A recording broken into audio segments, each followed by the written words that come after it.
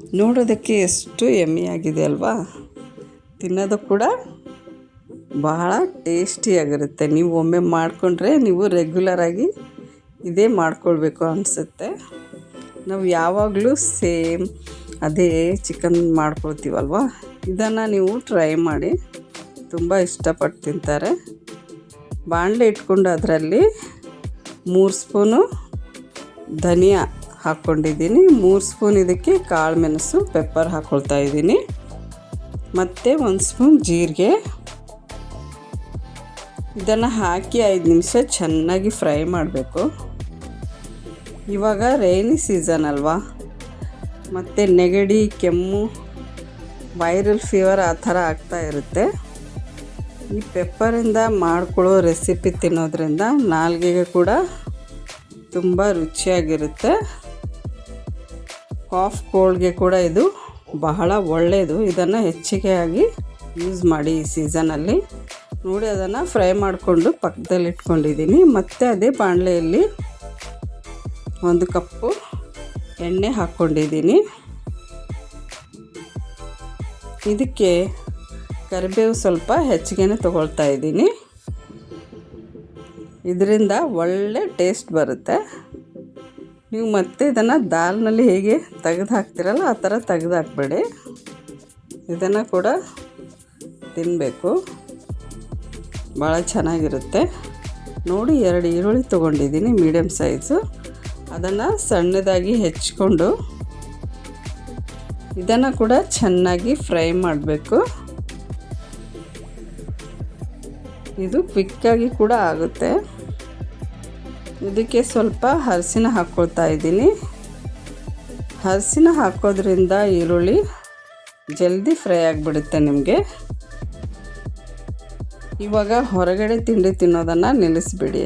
ಅಂದರೆ ಗೋಬಿ ಮಂಚೂರಿ, ಪಾನಿಪುರಿ ಆ ಥರ ತಿನ್ನೋದು ರೂಢಿ ಇರುತ್ತೆ ಸ್ವಲ್ಪ ಜನಕ್ಕೆ.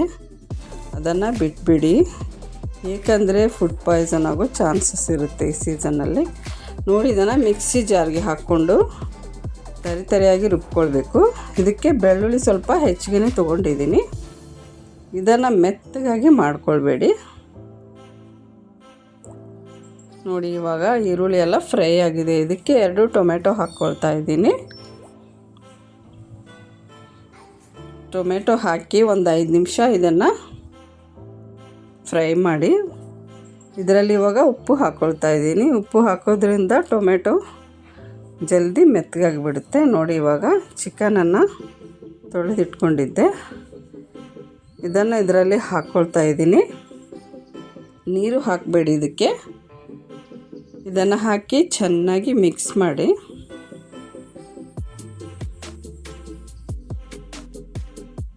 ಇದಕ್ಕೆ ಲಿಡ್ ಹಾಕಿ ಒಂದು 15 ನಿಮಿಷ ಮೀಡಿಯಮ್ ಫ್ಲೇಮಲ್ಲಿ ಇಡಬೇಕು.